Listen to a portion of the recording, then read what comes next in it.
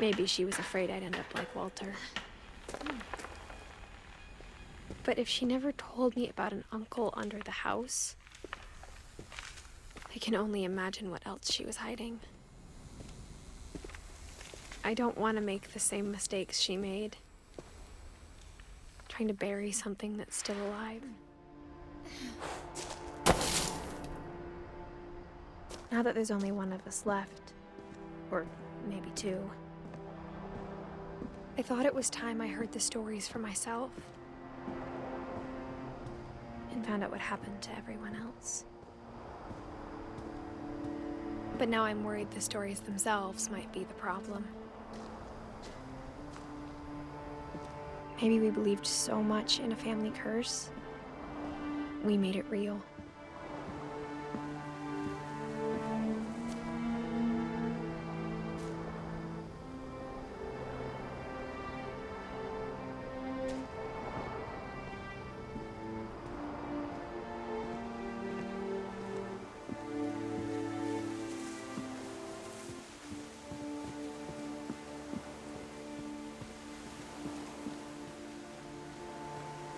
I don't know if I should even be writing this.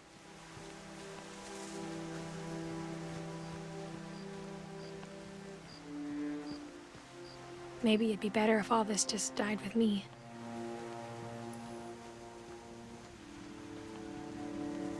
But I thought you should know about your family.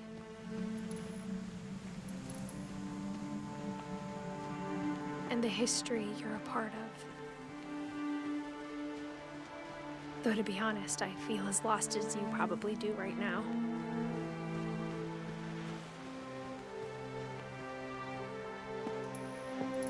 I think the people in these stories believed them, for what that's worth.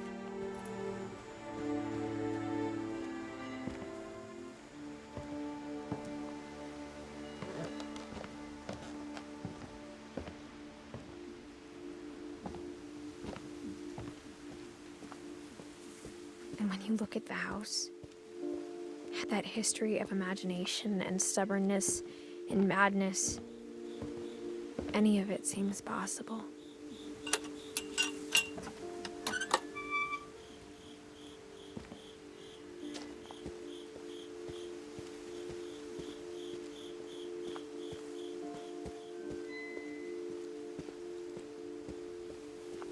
I think we've been surrounded by death for so long, we've just gotten used to it. What kind of family finishes building a cemetery before starting the house?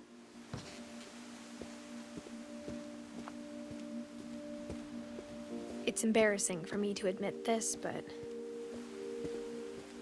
the pet cemetery made me more uncomfortable than the human one. 3 of the gerbils are mine, and 2 had been my fault.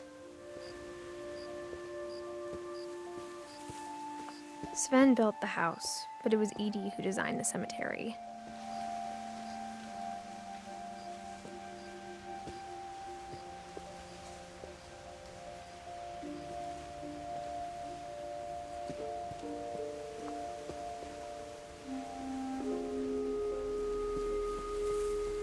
I'm sure Odin's monument had been Edie's idea.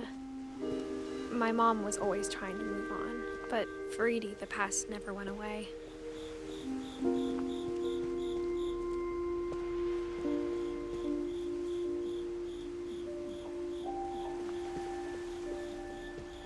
She could see it poking out of the water at low tide.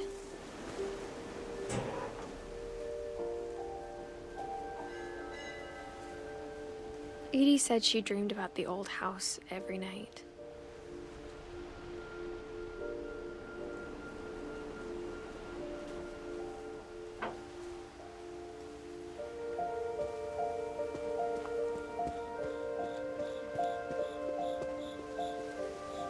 Edie's side was always easier for me to understand. But the older I get, the more I can see where my mom was coming from. She lost 2 of her brothers, just like I did. I get why she tried so hard to protect us. There's so many things I wish I could ask my mom now. Part of me thinks this is what she wanted all along. For me to come back someday and find everything out for myself.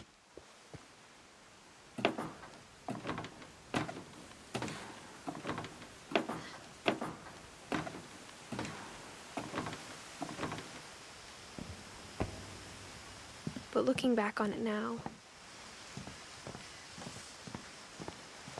if she told me there was going to be so much climbing, I never would have come when I was 22 weeks pregnant.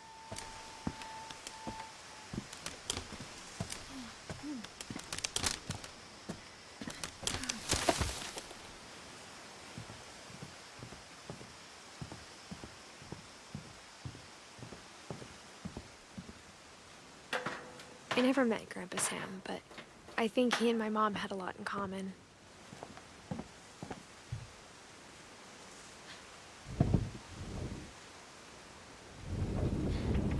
They were both pretty intense.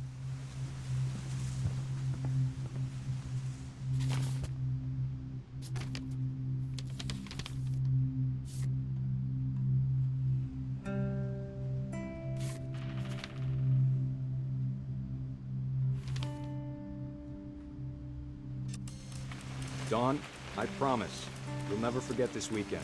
Yes, sir. These memories are gonna last a lifetime. Mm-hmm. Perfect. Am I gonna have to shoot anything? It's gonna rain the whole weekend, isn't it? I will never forget this weekend, Dad. That's the spirit. Okay, got it. I'm gonna take some pictures, okay? Just be careful. That camera's older than you are. Hey! That's a keeper. Definitely should not have drunk all that coffee. I'm just saying, I'm not always gonna be here, Dawn. You'll need to remember this stuff, if you want to survive. I'll be fine, Dad. You know who else thought he was gonna be fine? Some guy who died. Dawn, I'm being serious. I know, Dad. You're always serious. Doesn't being out here make you want to chill out? Well, to tell you the truth, I haven't been out here in 20 years. Dawn, don't you think you could find something more interesting to photograph? Last time I was with my brother Calvin. Man, that was a great trip. Your grandpa Sven taught us how to fish, how to build a fire. We found an old logging trail. There were deer everywhere. I bet if I could remember where that trail was, we'd spot a buck for you in no time. Give me a minute. You don't need to waste any more film on me, kiddo.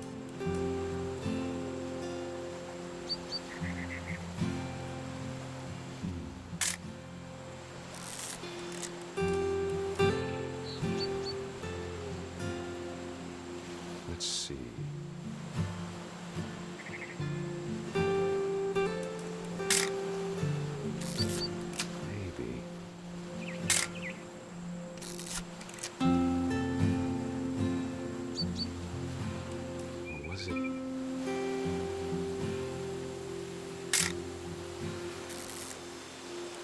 Good eyes, Dawn.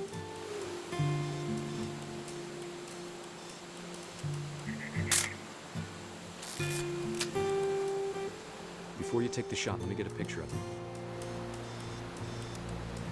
Dad, I... Just breathe. Turn off your imagination. Let me get behind you. Do I have to do this? Dawn, you don't have to do anything. But if you want to survive, you'll need to be strong. Great shot, Dawn!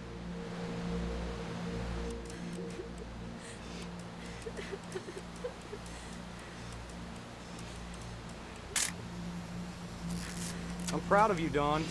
Always remember that, okay?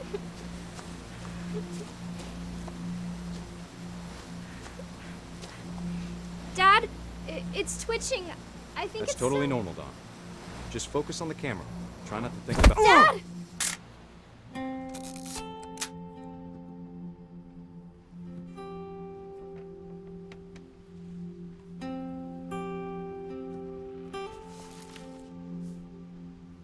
all these stories, that's the one I wish most that my mom had told me.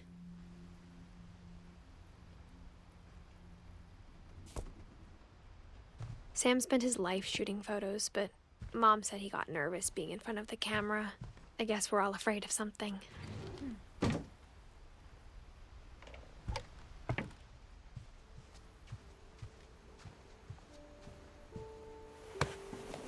After Sam died, my mom and Edie got really close.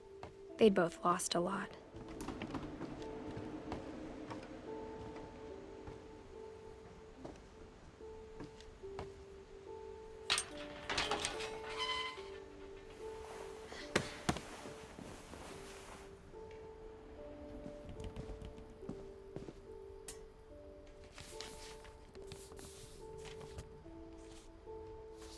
Dear Kay, do you remember the way Gregory used to laugh when he thought he was alone? Like something funny was happening, but only he could see it. You did everything you could. Maybe if I hadn't called that night. Damn it. Hold on, I don't want great creepy photos. Good luck, Kay. Love, Sam.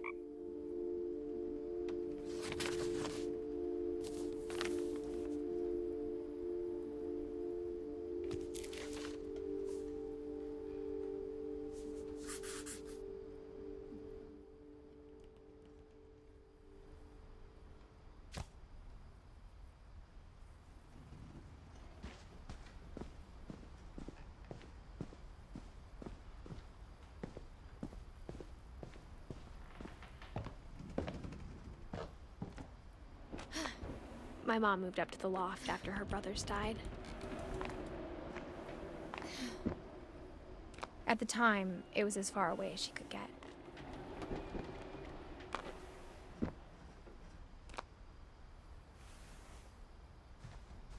I can't imagine what it was like for her to lose 2 sons after she'd already lost 2 brothers. She spent a summer building houses in Calcutta, where she met my dad, Sanjay.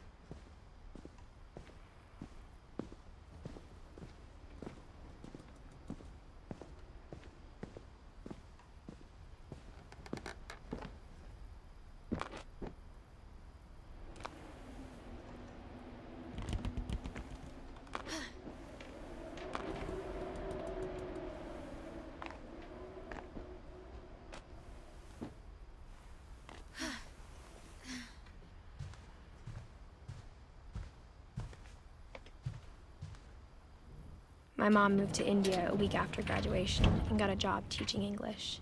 Louis was born a year later. When my dad died, I don't think Mom knew where else to go. I'm sure Edie was happy to have her back. The house had to get a little bigger, but Edie was used to that. And for a while, things were good. Almost normal. But it didn't last. The beginning of the end was Milton's 10th birthday, when Edie gave him a castle.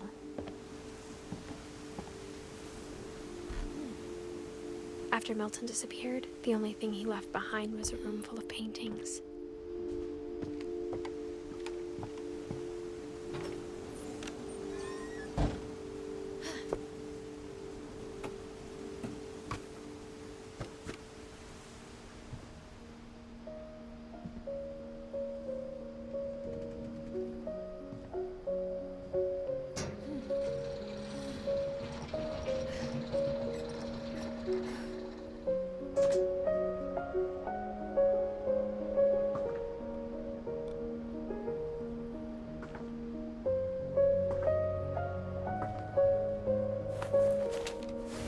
Milton Finch in The Magic Paintbrush.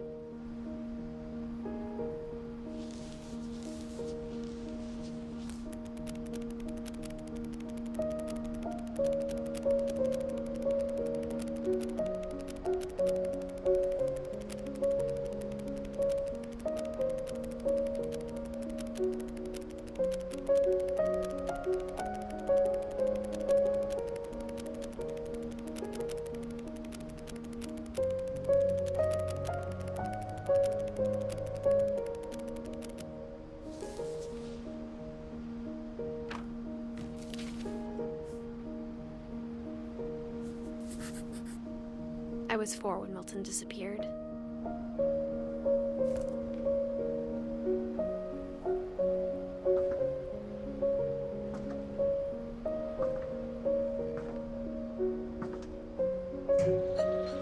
Mom spent months searching for my brother. Then she sealed the doors.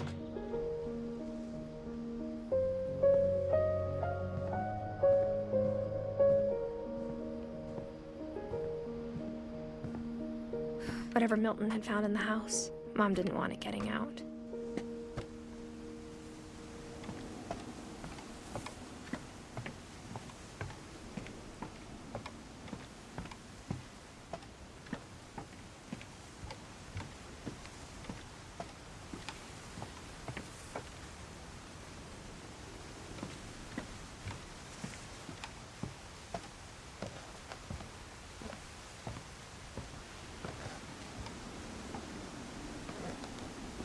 Mom definitely blamed Edie, but I think Louis blamed himself. After he graduated, he just spent more and more time in his room. Until Mom got him a job at the cannery. Everyone always told me to stay out of Louis's room. Except Louis.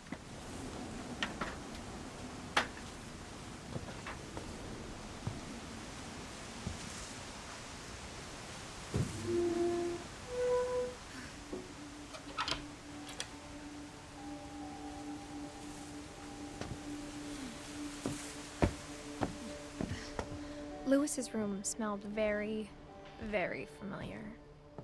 That part of him lived on.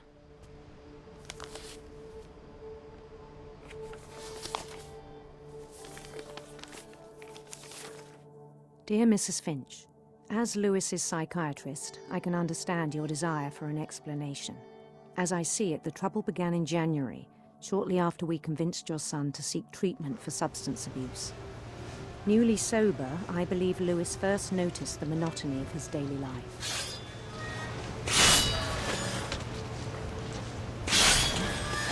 He kept working at the cannery. But he withdrew part of himself. In our sessions, I saw the same behavior. His mind began to wander. I asked him to describe it. He said he started small, imagining a labyrinth. He'd feel his way about.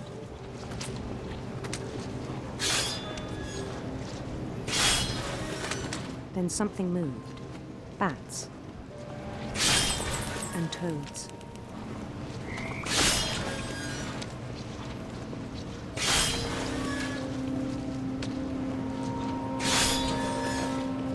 Things that have not names. He knew it was all in his head. But he took it very seriously. I had hoped he'd find himself.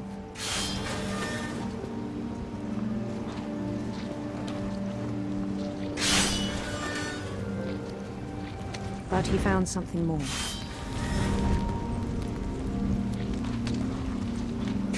I worried about him then. Daydreaming at the cannery. I spoke with his boss. But he said Louis had become a model employee. Methodical, tireless, focused. Like a whole new Louis.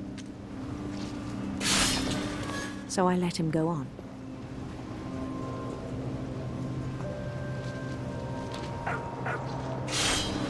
even encouraged him. It seemed very promising at first. He told me he'd made a new friend.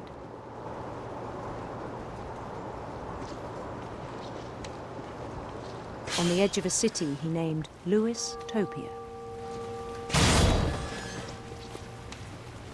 He built the city up slowly, brick by brick. Then he made musicians.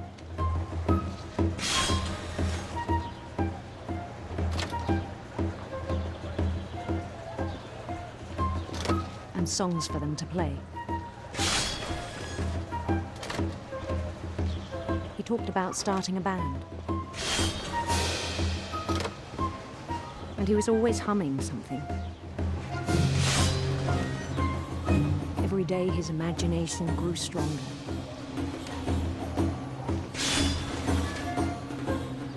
He no longer spoke at the cannery. But his chopping was as reliable as ever. Then one day it struck him that all the cheering crowds, even the stones under his feet, were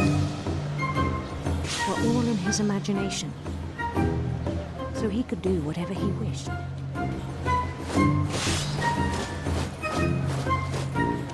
He held an election for mayor. And he won. They begged him to stay, but his mind was already wandering. It became a game for him.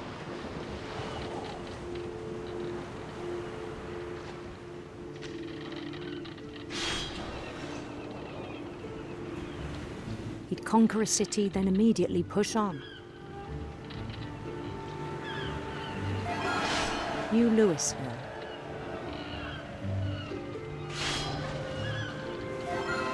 St. Louis. He started drifting away from our reality.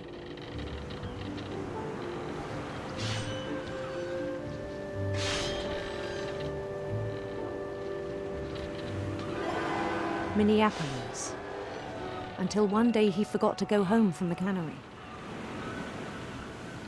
Even as his mother pleaded with him, part of Louis kept sailing on.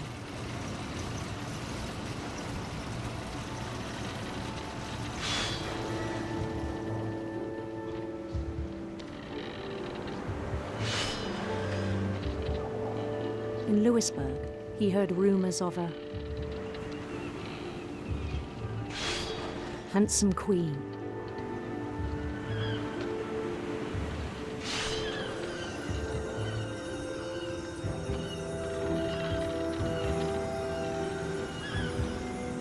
The queen was on her own quest for sinister serpents.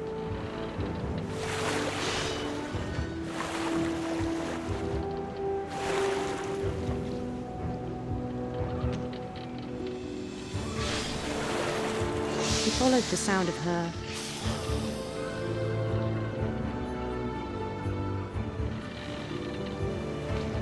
silver harp.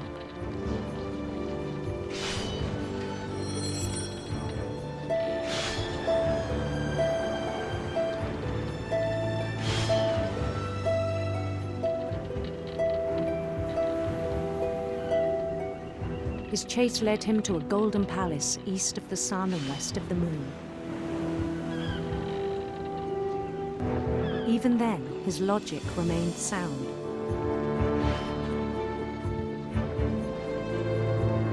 He knew the world was all in his imagination.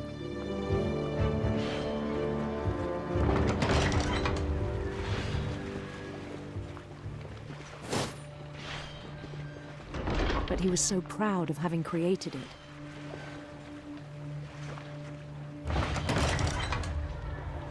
In his own eyes, he'd become something greater than a king.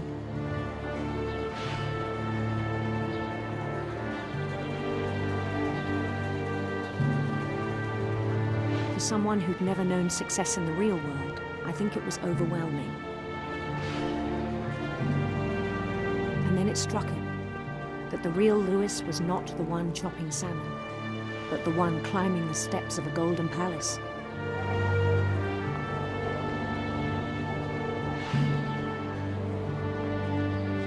My imagination is as real as my body, he told me. It was hard to argue with him.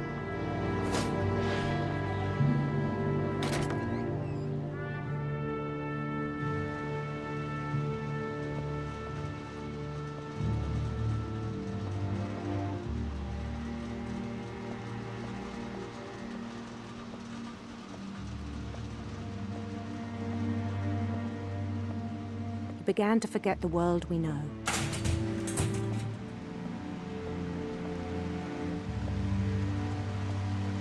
I think it pained him to remember Lewis, the cannery worker.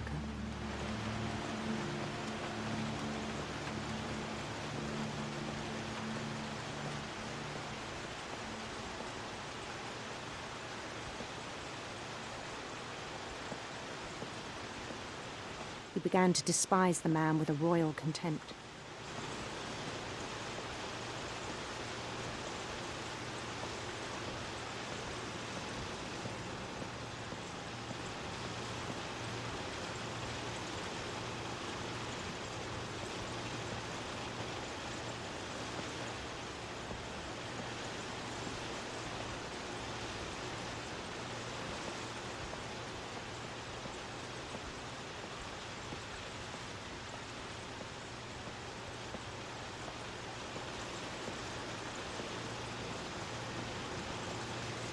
I still thought I could save him.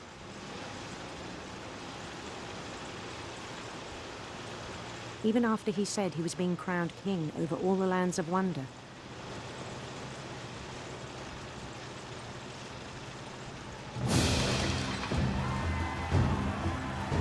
The palace would be packed with his companions.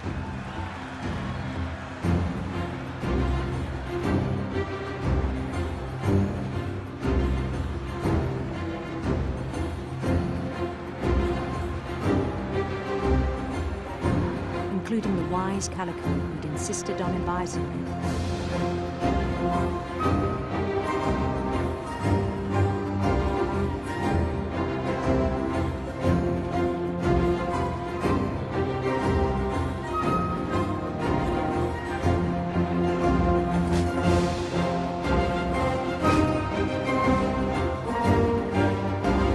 His queen waited, holding his crown.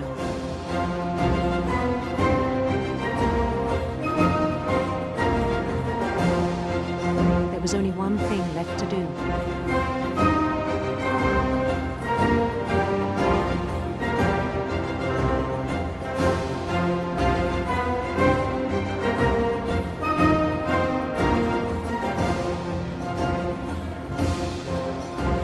Bend down his head.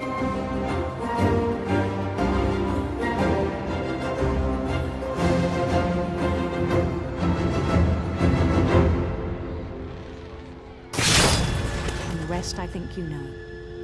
Mrs. Finch, your son was a kind man who will be missed by all of us who knew him.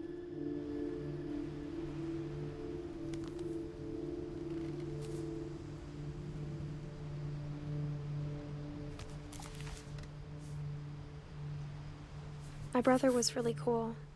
I wish you could have met him.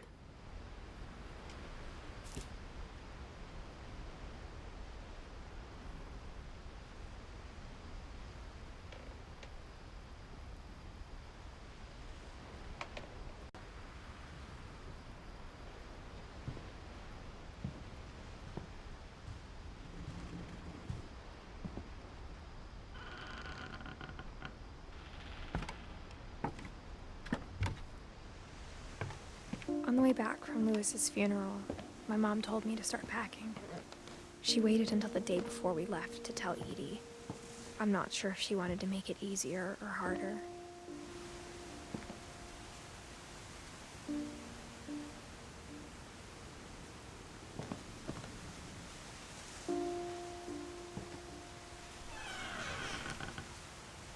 I wish we'd stayed. But I understand why we left.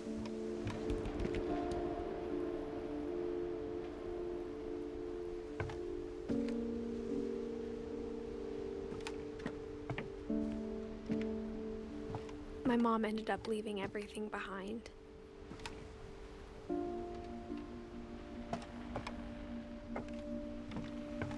What happened that night had been coming for a long time. Maybe it should have come sooner.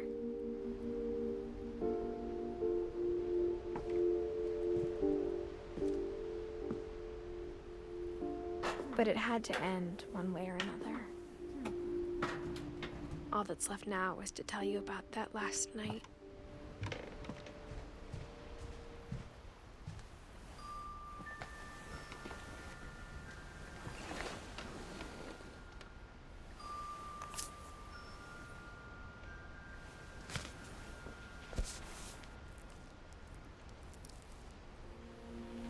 That whole last day, Edie just watched us pack and didn't say a word.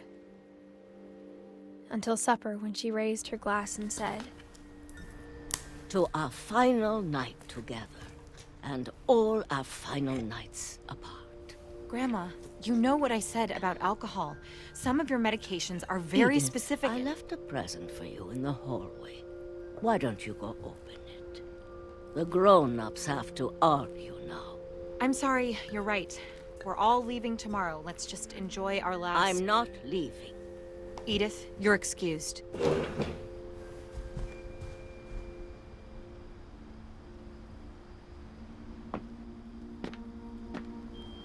the power had been shut off that morning, but Edie always had plenty of candles. When my mom sealed the library, I don't think she knew about the other entrance, or that Edie had a key to it.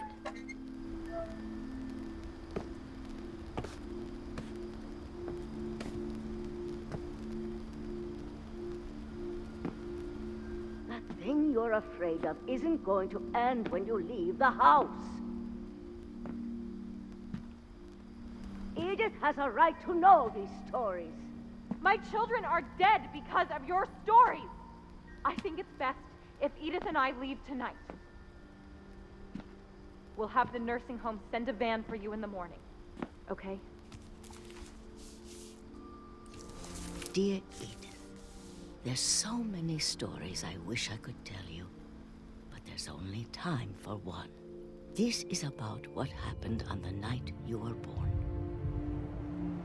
That night, the tide went way, way out. It was the first and last time I ever saw the old house aground. There'd been an earthquake out in the middle of the ocean. They called it the lowest tide in 1,000 years. God, it smelled awful. You know, I've seen that house every day of my life.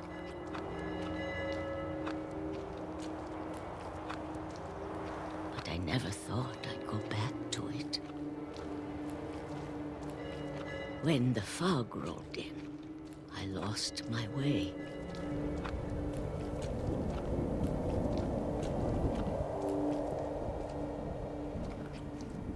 I got turned around.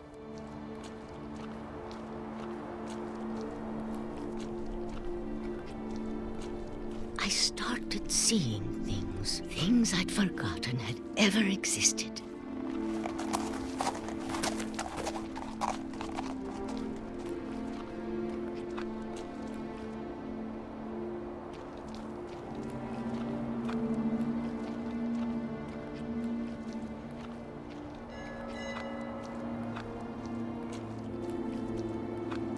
But when I saw them, they felt like old friends.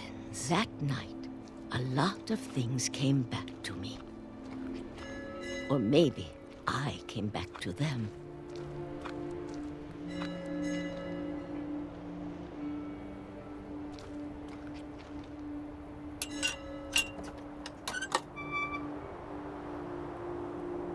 Things I can't explain, but that I need you to try and... Edith, what are you doing in here?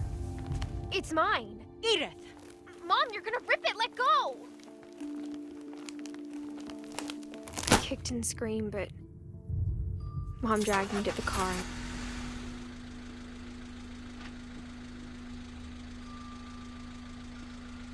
I never saw Great-Grandma Edie again. The next morning, the van came to pick her up, but she was already gone. After that, we moved around a lot.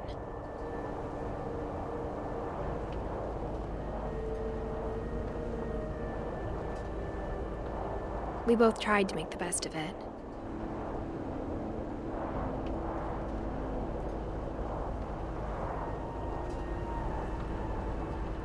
A few years went by.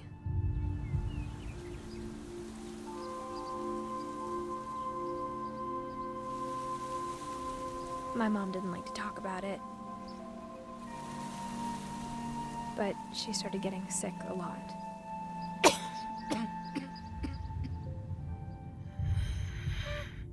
She got better for a while, and then she didn't. And then I was alone. The last Finch left alive.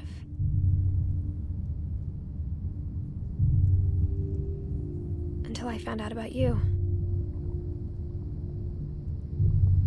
I'm still not sure what to tell you about all this. If we lived forever, maybe we'd have time to understand things. But as it is, I think the best we can do is try to open our eyes. And appreciate how strange and brief all of this is.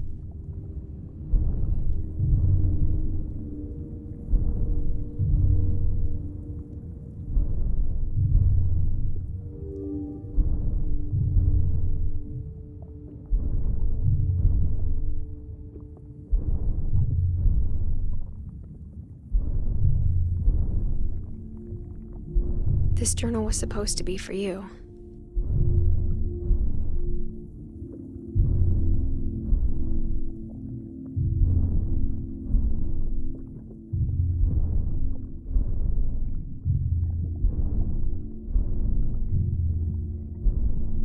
But now I hope you'll never see it.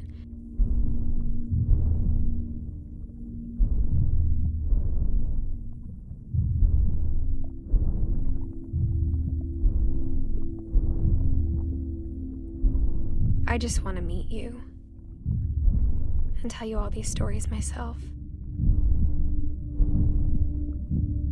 But I guess if you're reading this now, things didn't work out that way.